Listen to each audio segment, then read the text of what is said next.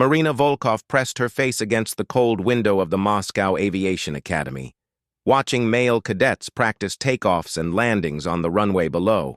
Her breath fogged the glass as she traced the flight patterns with her finger, memorizing every maneuver. At 19, she had already been rejected from 3 different flight schools across the Soviet Union, each rejection letter containing the same cruel words: "Aviation is no place for women." The year was 1938, and the world was changing rapidly. While men prepared for what seemed like an inevitable war, women were expected to stay home, tend gardens, and raise children. But Marina had different dreams. Since childhood, she had built model airplanes from scraps of wood and fabric, studying their wing designs and imagining herself soaring through clouds. Her father, a factory worker in Stalingrad, had initially encouraged her fascination with flight. He would take her to air shows where she watched stunts and aerobatics with wide-eyed wonder. But when Marina announced her intention to become a pilot, his support crumbled. "Daughter, be reasonable," he pleaded. "Find a nice man, start a family." The sky is not meant for women. Marina's determination only grew stronger with each rejection. She spent months working odd jobs, saving every kopeck to pay for private flying lessons from an old World War I veteran named Alexei Petrov. Petrov had lost his left leg in combat but still flew cargo planes for wealthy merchants. Initially, skeptical about teaching a woman, he quickly discovered that Marina possessed natural flying instincts that surpassed most of his male students.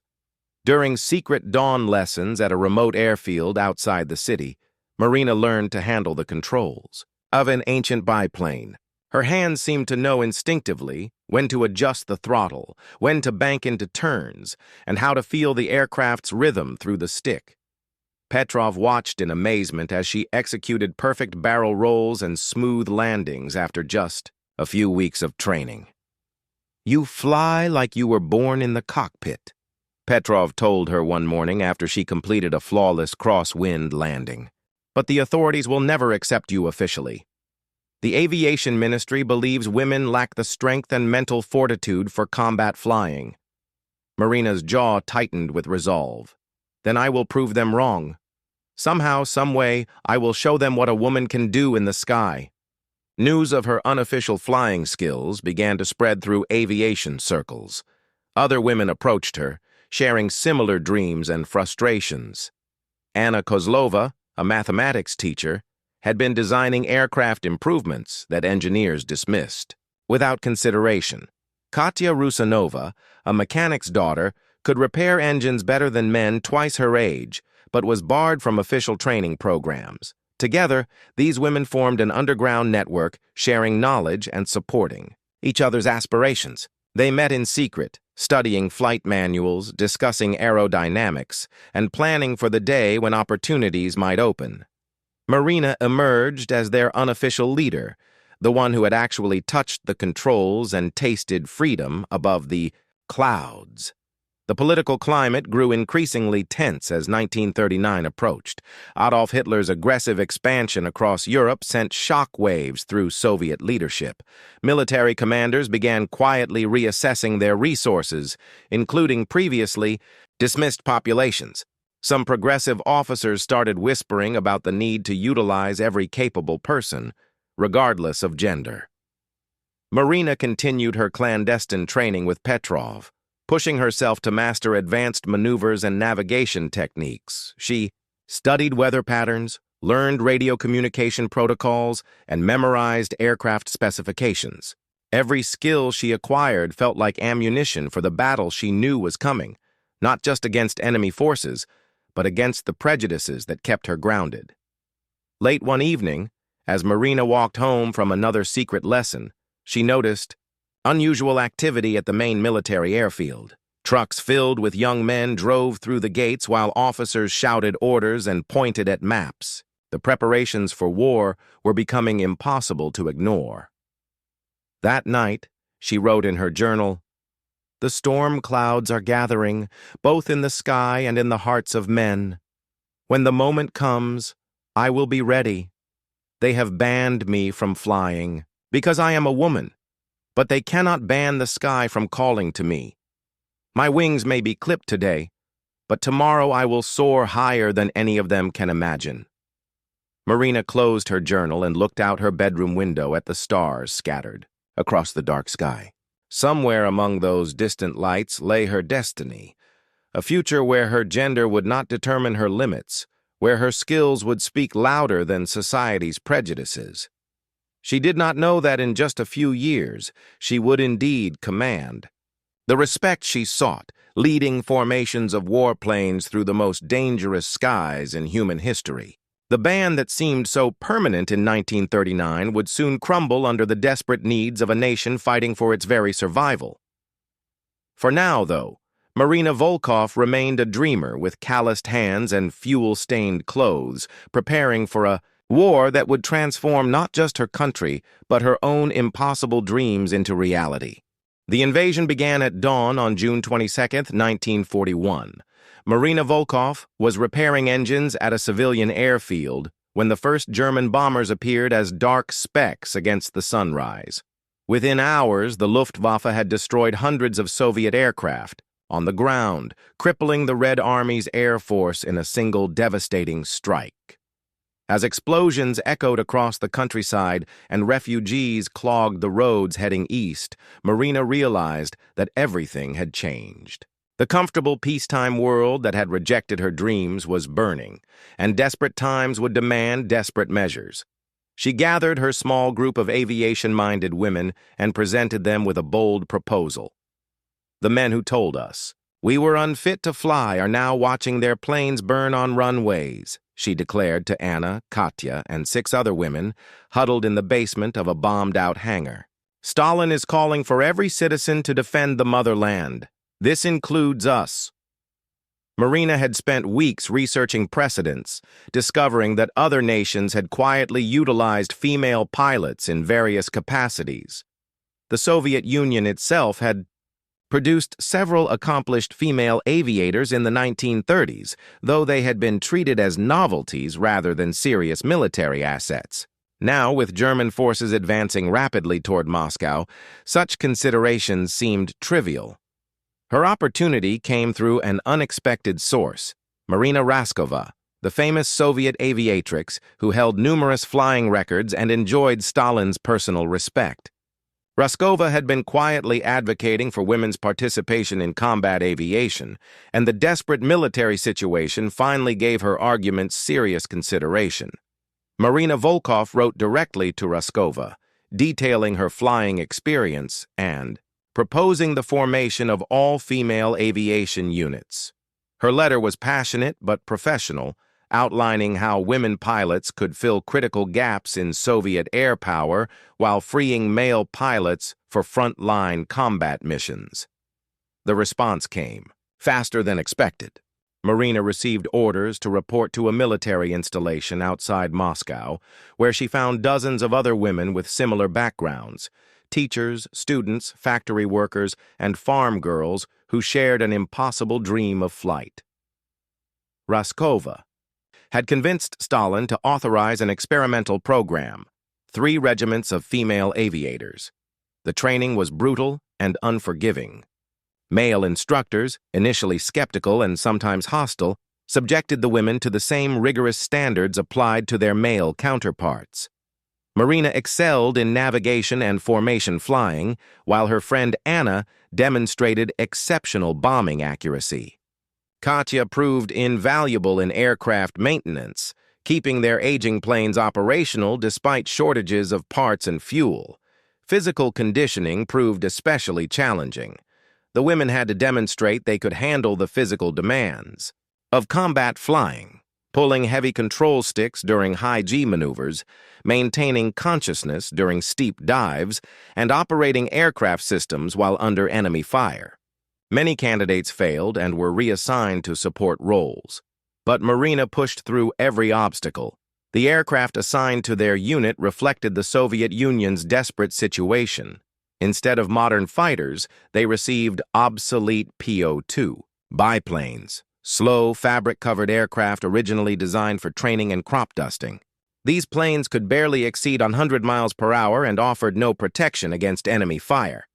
Some pilots nicknamed them flying coffins, but Marina saw opportunity rather than limitation. "These planes are perfect for what we need to do," she explained to her squadron during their first tactical briefing. "The Germans expect fast, modern aircraft. They will not anticipate slow, quiet biplanes approaching under cover of darkness. We can slip past their defenses and strike targets they consider safe." Marina's tactical insights caught the attention of her commanding officers. While other pilots focused on mastering basic flying skills, she studied German defensive patterns, analyzed weather conditions for optimal attack approaches, and developed innovative formation techniques that maximize their limited firepower. The first combat mission came in August 1941. Marina led a formation of 12 PO-2 biplanes against a German supply depot behind enemy lines.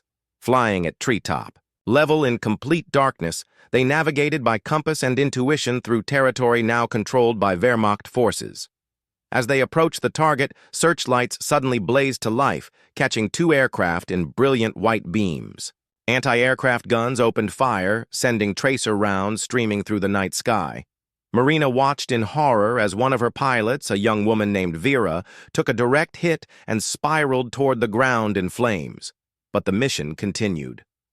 Marina's planes dropped their bombs with devastating accuracy, destroying fuel trucks, ammunition stockpiles, and communications equipment.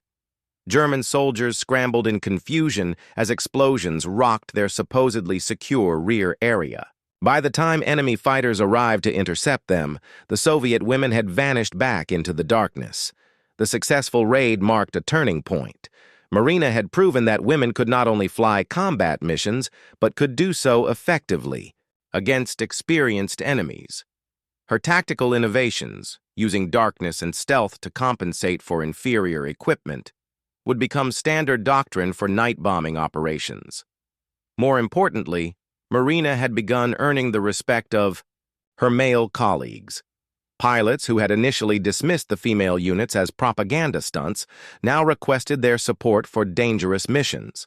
Ground crews competed to service the women's aircraft, knowing that these pilots would push their machines to the absolute limit. As autumn turned to winter and German forces stalled outside Moscow, Marina found herself promoted to squadron leader, then deputy regimental commander. Each promotion brought new responsibilities and greater challenges, but also moved her closer to her ultimate goal, proving that ability, not gender, determined a pilot's worth in combat. Winter 1942 brought new challenges and opportunities for Marina Volkov and her growing reputation as a combat leader. The German advance had stalled in the brutal Russian cold, giving Soviet forces time to regroup and plan counteroffensives. Marina's night bomber regiment had completed over 200 successful missions, earning them the nickname Night Witches from terrified German soldiers who heard their engines whisper through the darkness like supernatural threats. The promotion, Marina, received in February, came with shocking news. She would be transferred from the slow Po-2 biplanes to command a squadron of modern Yak-1 fighters. This represented an enormous leap in responsibility and complexity. Fighter pilots were considered the elite of military aviation, and no woman had ever commanded a mixed-gender fighter squadron in combat.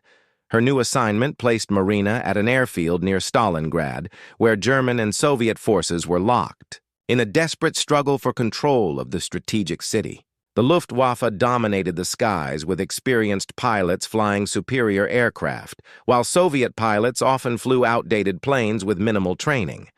The casualty rates were horrific. Some squadrons lost their entire complement of pilots within weeks. Marina's arrival at the fighter base created immediate tension. Male pilots who had heard stories about the successful night bomber missions remained skeptical about women flying high-performance fighters in daylight combat.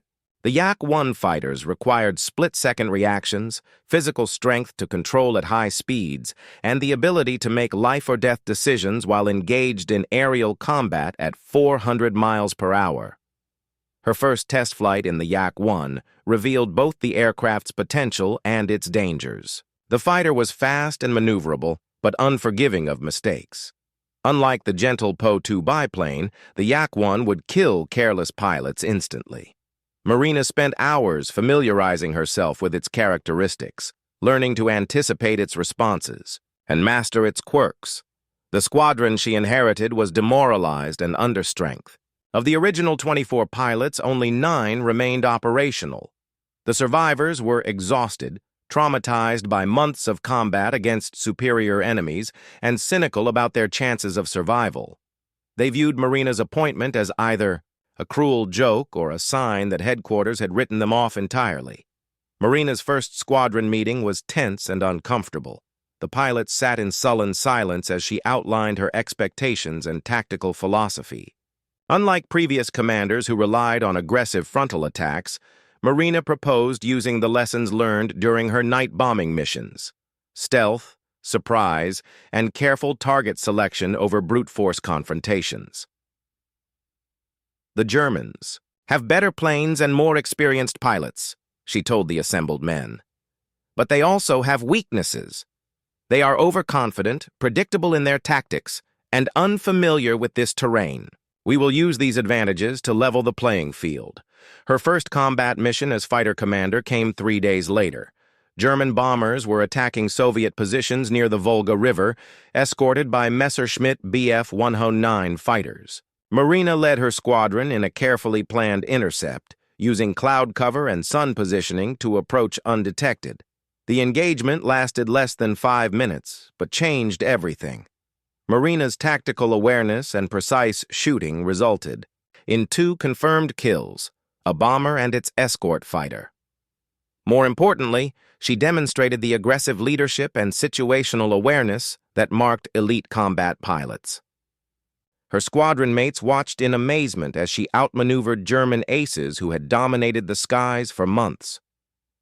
Word of Marina's success spread rapidly through Soviet aviation circles. Other female pilots who had been restricted to transport and reconnaissance roles began requesting transfers to combat units. Marina became an unofficial mentor, sharing tactical knowledge and encouraging women who faced similar barriers to advancement. The spring of 1943 brought preparation for the massive Battle of Kursk, where German and Soviet forces would clash in the largest tank battle in history. Air superiority would be crucial, and both sides concentrated their best pilots and aircraft for the confrontation. Marina found herself promoted again, this time to regimental commander, responsible for coordinating multiple fighter squadrons. Her new position came with access to intelligence reports and strategic planning sessions previously restricted to male officers. Marina discovered that she possessed not only exceptional flying skills, but also a natural understanding of large-scale tactical coordination. She could visualize complex air battles involving hundreds of aircraft and develop strategies that maximized Soviet advantages while minimizing their weaknesses. The preparations for Kursk revealed the full scope of German air power. Luftwaffe reconnaissance flights showed enemy concentrations, including some of their most advanced aircraft and experienced pilots. The coming battle would test every lesson Marina had learned and every innovation she had developed. As summer approached and both armies massed for the decisive confrontation, Marina reflected on her remarkable journey from rejected flight school, applicant to regimental commander. She had proven that women could fly combat missions, lead men in battle, and develop tactical innovations that saved lives and achieved strategic objectives. But the greatest challenge lay ahead. At Kursk, Marina would face not just individual enemy pilots, but coordinated formations of the Luftwaffe's finest aviators. The battle would determine not only the outcome of the war, but also whether the barriers she had broken would remain permanently shattered or prove to be temporary wartime expedients. Standing beside her Yak-1 fighter as mechanics performed final preparations, Marina gazed toward the western horizon where German forces were gathering. Tomorrow would bring the greatest aerial battle in history, and she would be at its center, commanding over 100 warplanes in a fight that would determine the fate of nations. July 5, 1943, dawned clear and hot over the Kursk salient, where 3 million soldiers prepared for the largest military confrontation in human history. Marina Volkov stood in the pre-dawn darkness beside her command post, studying intelligence. Reports that painted a terrifying picture of German air power. Over 2,400 Luftwaffe aircraft had been concentrated for Operation Citadel, including the newest Focke-Wulf 190 fighters and battle-tested pilots who had dominated European skies for 4 years. Marina's own command had grown to encompass 127 aircraft across multiple squadrons, a mix of Yak-1 and Yak-9 fighters, LeGG-3 interceptors, and Il-2 ground attack planes. Many of her pilots were inexperienced, some with fewer than 50 hours of flying time. They would face German aces, with hundreds of combat missions and thousands of flight hours. The first wave of German bombers appeared at 0430 hours, their engines creating a threatening rumble that seemed to shake the earth itself. Marina launched her fighters in carefully coordinated waves, using radio communication protocols she had developed to maintain formation integrity despite the chaos of mass combat. As her Yak-1 climbed toward the German formations, Marina felt the familiar calm that came with combat. All the prejudice, bureaucracy, and social barriers that had defined her life seemed irrelevant at 20,000 feet, with enemy aircraft bearing down on Soviet ground forces. Here, only skill, courage, and tactical intelligence mattered.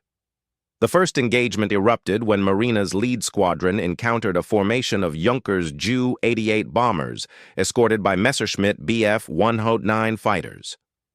The German pilots immediately recognized the threat and moved to protect their bombers, but Marina had anticipated this response. She ordered her second squadron to attack the escorts from above, while her third squadron struck the bombers from below.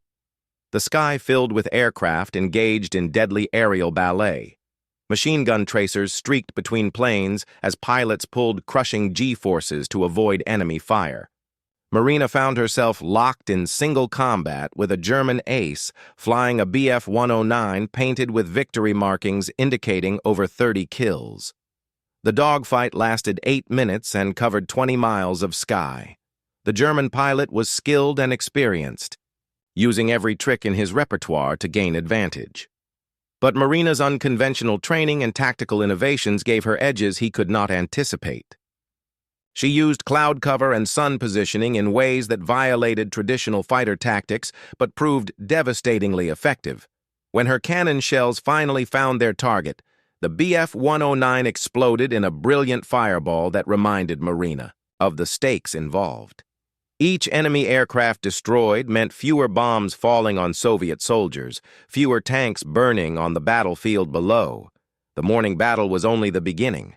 Wave after wave of German aircraft appeared throughout the day as both sides committed their reserves to the decisive struggle. Marina's voice became hoarse from constant radio communication as she coordinated her scattered squadrons, directed them toward new targets, and managed the complex logistics of fuel, ammunition, and aircraft replacement. By noon, Marina realized that traditional command structures were inadequate for the scale of battle unfolding around Kursk. She made a revolutionary decision.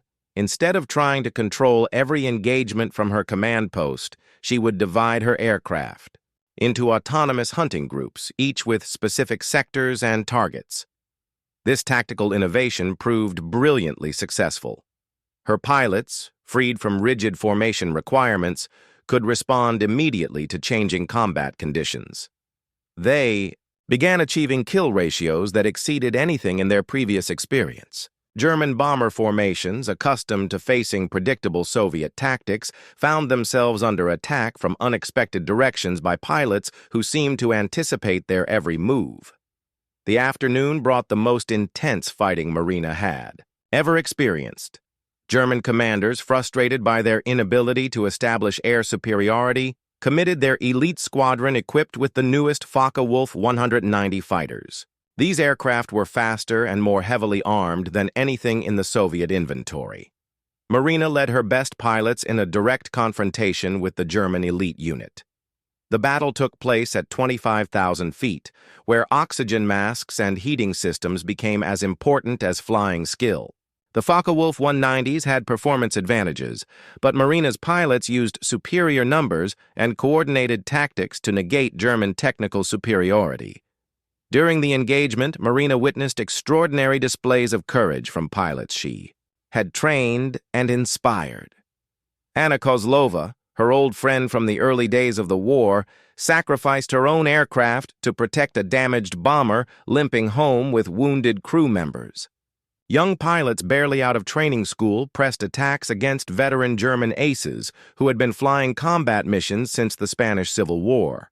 As evening approached and the first day of the Battle of Kursk drew to a close, Marina assessed the results of the greatest aerial battle in history. Her formations had flown over 800 sorties, engaged enemy aircraft in dozens of separate battles, and achieved a favorable exchange ratio despite facing superior equipment and more experienced opponents.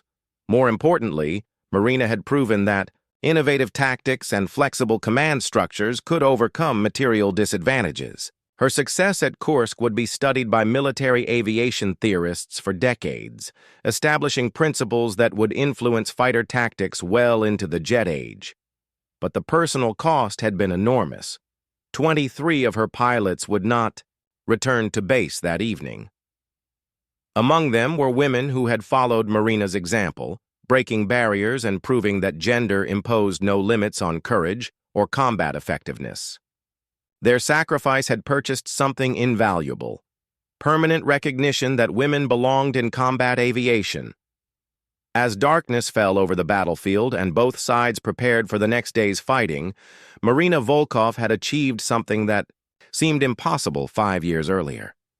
She had not only proven that women could fly combat aircraft, but had demonstrated tactical leadership that influenced the outcome of history's largest military confrontation. The second day of Kursk brought even more intense fighting as both German and Soviet commanders committed their final reserves to the decisive battle. Marina Volkov had spent the night analyzing intelligence reports and reorganizing her squadrons to replace aircraft and pilots lost during the previous day's combat. The Luftwaffe had suffered significant losses, but remained a formidable threat with over 2,800 aircraft still operational. At dawn, Marina received unprecedented orders. She was being promoted to wing commander, responsible for coordinating all Soviet fighter operations across the northern sector of the Kursk salient. This meant controlling over 400 aircraft and working directly with ground commanders to provide close air support for tank battles involving thousands of armored vehicles. The promotion represented a remarkable achievement. Marina had become the highest-ranking female combat aviator in any military force worldwide. But it also meant accepting responsibility for decisions that would determine the lives of hundreds of pilots and potentially influence the outcome of the entire Eastern Front. Her first major challenge came at 800 hours when German dive bombers began a coordinated assault on Soviet tank formations advancing toward the village of Prokhorovka. The attack involved over 200 Junkers AU-87 Stuka dive bombers protected by fighter escorts. If successful, it would devastate Soviet armored reserves and potentially decide the battle. Marina made a controversial decision. Instead of meeting the German attack with her own formations, she would allow the enemy to penetrate deep into Soviet airspace before springing a carefully prepared trap. This required extraordinary discipline from her pilots, who had to watch German bombers attacking their own ground forces without immediately responding. The trap was sprung when the German formation was at its most vulnerable, scattered during their bombing runs with limited fuel remaining for extended combat. Marina's fighters attacked from multiple directions simultaneously, creating chaos among the enemy formations. The German pilots found themselves fighting for survival rather than protecting their bombers. The engagement lasted 90 minutes and resulted in the destruction of 78 German aircraft against losses of 31 Soviet planes. More importantly, it disrupted German air support at the critical moment when their ground forces were attempting to break through Soviet defensive lines. Marina's tactical success caught the attention of the highest levels of Soviet command. Stalin himself was briefed on the female wing commander who had achieved such remarkable results against the Luftwaffe's finest pilots. The Soviet propaganda apparatus, always eager for inspiring stories, began promoting Marina as a symbol of Soviet determination and equality, but success brought new challenges. German commanders, frustrated by their inability to establish air superiority, began targeting Soviet airfields with increasing intensity. Marina's bases came under constant attack from long-range bombers and fighter bombers attempting to destroy aircraft on the ground. She responded by implementing dispersal tactics learned during her early days flying obsolete biplanes. Instead of concentrating aircraft at major airfields, she scattered her squadrons across dozens of temporary landing strips and camouflaged positions. This made logistics more complicated, but preserved her combat strength despite persistent enemy attacks. The climax of the aerial battle came on July 12th during the massive tank engagement at Prokhorovka. Over 2,200 German and Soviet tanks clashed in the largest armored battle in history, while both air forces committed every available aircraft to support their ground forces. Marina found herself commanding over 500 Soviet aircraft in a single, coordinated operation. The complexity of managing such a large formation while engaged in active combat pushed her tactical skills to their absolute limit. She had to simultaneously coordinate with ground controllers, monitor fuel and ammunition status across multiple squadrons, and respond to rapidly changing battlefield conditions. The aerial battle above Prokhorovka involved nearly 1,000 aircraft, from both sides fighting in a relatively small airspace. Collisions between friendly aircraft became as dangerous as enemy fire. Marina's voice, transmitted across dozens of radio frequencies, became the organizing force that prevented chaos from overwhelming Soviet air operations. During the height of the battle, Marina personally led a formation of 20 fighters against a group of German Stukas attacking a critical Soviet tank unit. The attack required flying at extremely low altitude through intense anti-aircraft fire from both German and Soviet forces. Marina's aircraft took multiple hits, but she pressed the attack until the German bombers were driven off. Her aircraft barely made it back to base, trailing smoke and fuel from damaged tanks. Ground crews counted over 40 bullet holes in the fuselage and wings. But Marina's intervention had saved an entire tank brigade from destruction at the crucial moment when Soviet forces were launching their counterattack. By evening of July 12th, it was clear that German forces had failed to achieve their breakthrough at Kursk. The Wehrmacht's elite panzer divisions were retreating, having suffered enormous losses in men and equipment. The Luftwaffe, despite its technological advantages, had been unable to establish the air superiority necessary for German ground operations to succeed. Marina's role in this victory was significant and widely recognized. Her innovative tactics, flexible command style, and personal courage had contributed materially to Soviet success in the greatest battle of World War II. She had proven definitively that women could not only participate in combat aviation, but could excel as strategic commanders directing complex military operations. The victory at Kursk marked the beginning of a continuous Soviet offensive that would eventually carry the Red Army to Berlin. For Marina Volkov, it represented the culmination of a journey that began with rejection from flight school and led to command of the largest air formation ever led by a woman in combat. As the guns fell silent over the Kursk battlefield, and both sides counted their losses, Marina reflected on the extraordinary transformation that had occurred. The barriers that once seemed permanent had not merely been broken but completely destroyed.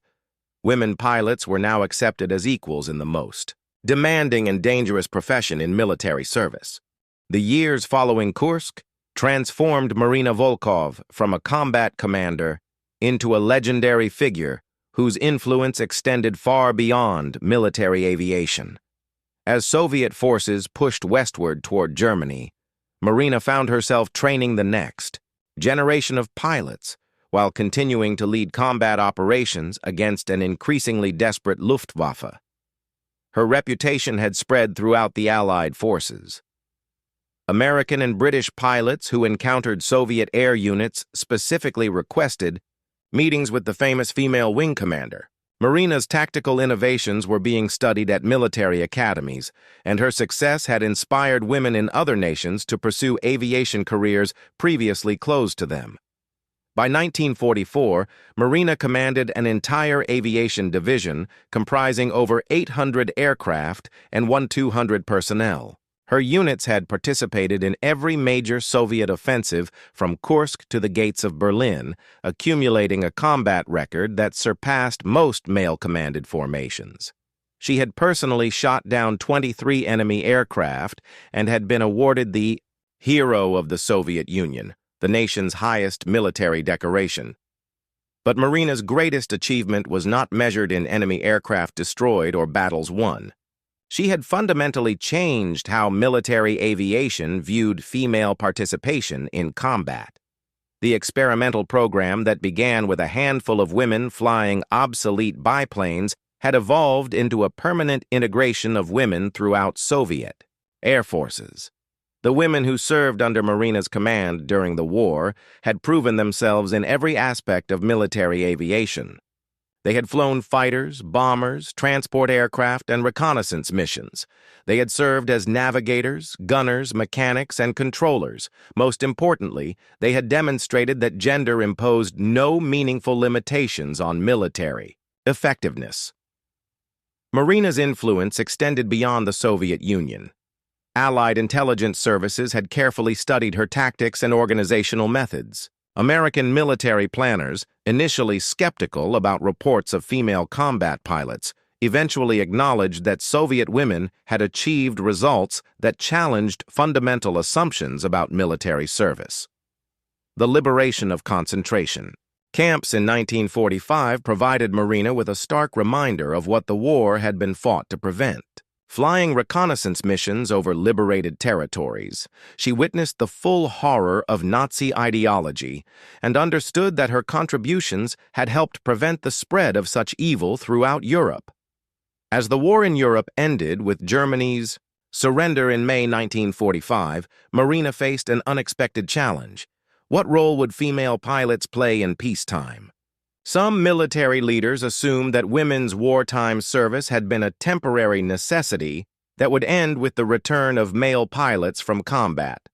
Others argued that women had earned permanent places in military aviation through their demonstrated competence and sacrifice. Marina's post-war career became a test case for these competing philosophies. She was appointed as director of the Soviet Union's first integrated flight training academy, responsible for developing curricula that would prepare both male and female pilots for modern jet aircraft. The position required her to translate wartime innovations into peacetime training programs. The transition to jet aircraft presented unique challenges that transcended gender considerations. The new technology required different skills and training methods than the propeller-driven fighters Marina had mastered during the war. She approached these challenges with the same innovative thinking that had characterized her combat leadership, developing training techniques that became standard throughout Soviet aviation. Marina's academy produced the first generation of jet pilots trained without gender-based restrictions. Her female graduates went on to serve as test pilots, airline captains, and military commanders throughout the Soviet bloc.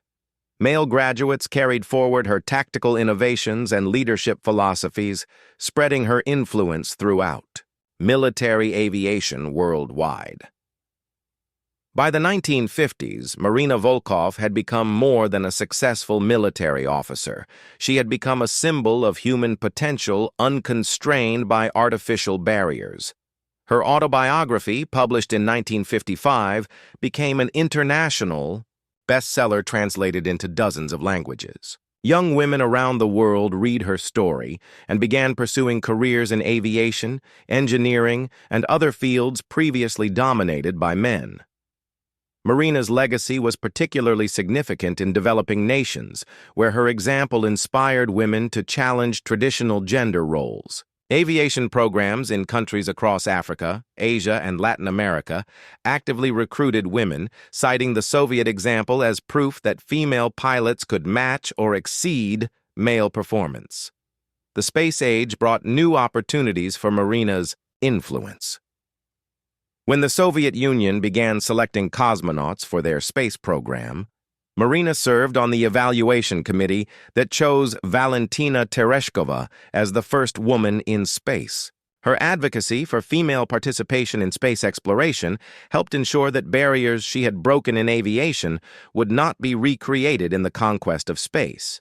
Marina Volkov retired from active military service in 1963 with the rank of Colonel General, the highest rank achieved by any female combat pilot in history. Her retirement ceremony was attended by cosmonauts, test pilots, military leaders, and government officials from around the world, all acknowledging her role in transforming military aviation. In her final public speech before retirement, Marina reflected on the journey that had taken her from a rejected flight school applicant to commanding hundreds of aircraft in history's greatest aerial battles. "The sky never cared whether I was a woman or a man," she said. "It only cared whether I had the skill and courage to meet its challenges. The barriers that kept me grounded were built by people, not by nature. And what people build, people can tear down." Marina Volkov passed away in 1987, but her influence continues to shape military aviation decades after her death. Flight schools around the world display her photograph alongside other aviation pioneers. Young women entering pilot training read her story as inspiration for their own careers. And somewhere, at airfields across the globe, female pilots taxi toward runways that Marina's courage helped open to them.